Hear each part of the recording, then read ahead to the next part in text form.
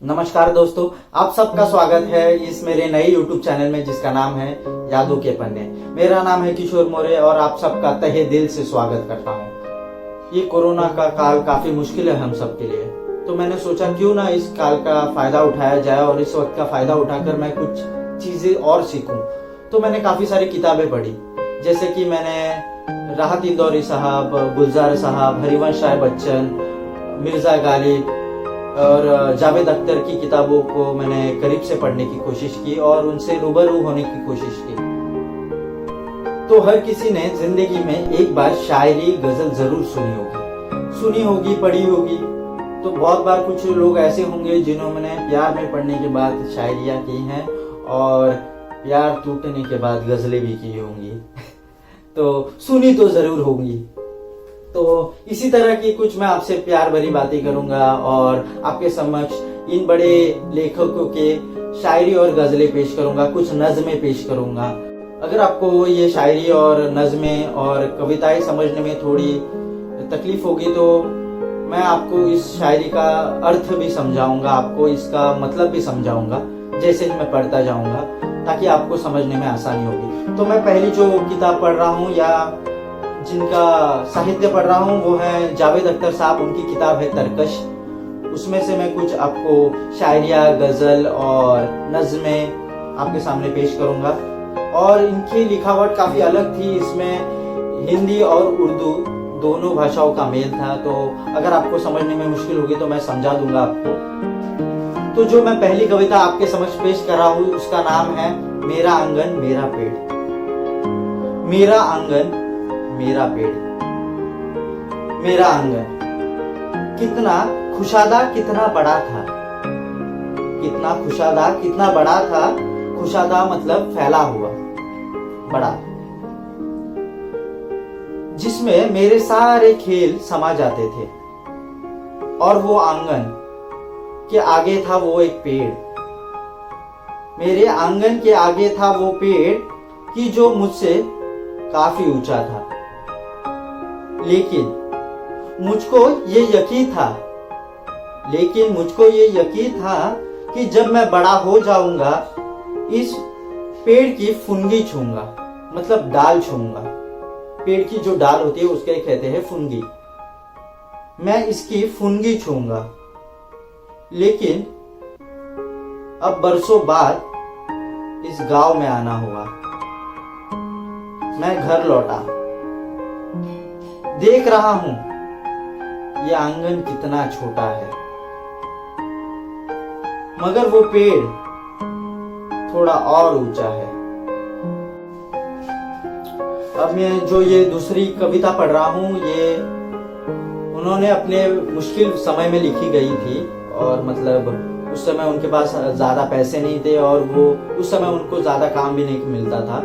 तो उस समय वो एक छोटे से एक कमरे में रहते थे।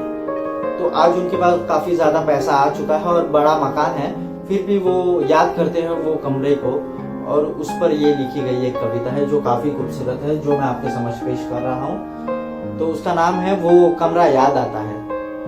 मैं जब भी जिंदगी की चिलचिलाती धूप में तपकर, मैं जब भी दूसरों को अपने झूठ से थक कर, मैं सबसे लड़कर खुद से हार के जब भी उस कमरे में जाता था, वो हल्का और गहरे कथई रंगों का एक कमरा, वो बेहद मेहरबा कमरा जो अपनी नर्म मिट्टी से मुझे ऐसे छुपा लेता था जैसे कोई माँ बच्चे को आंचल में छुपा लेती है।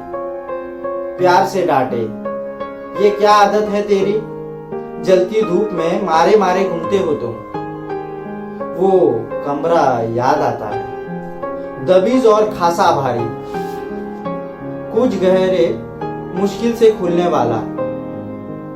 वो शीशम का दरवाजा कि जैसे कोई अखंड बाप शिफक का समंदर अपने में छुपाया हो। वो कुर्सी और साथ में उसकी जुड़वा बहन, दोनों दोस्त थी मेरी। वो एक गुस्ताख मुफट आईना जो दिल का अच्छा था। वो बहगम सी अलमारी जो कोने में खड़ी थी एक बूढ़ी आया की तरह। आईने को तनबीह करती थी। मतलब तनबीह मतलब टोकना। वो मतलब आईने को टोकती थी कि वो आईना मुझे इस तरह क्यों देखता है, उसका वो जवाब चाहती है, वो टोकती है उसे।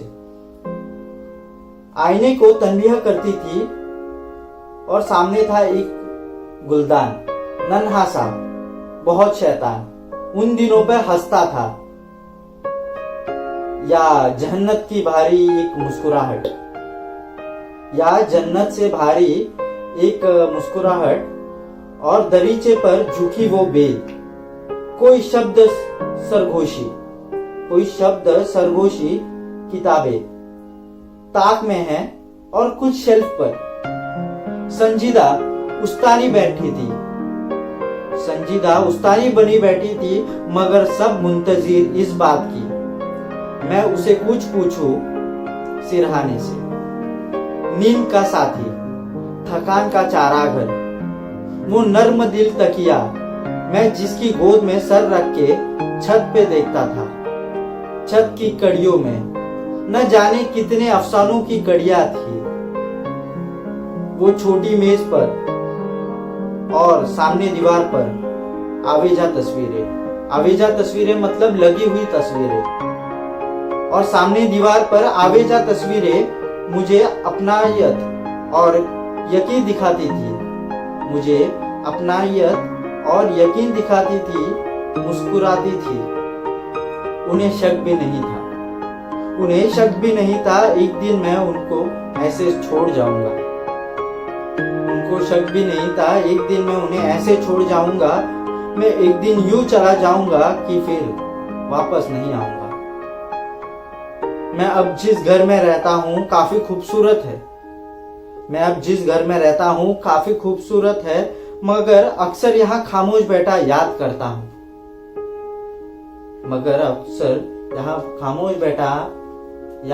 हूँ। वो कमरा बात करता था।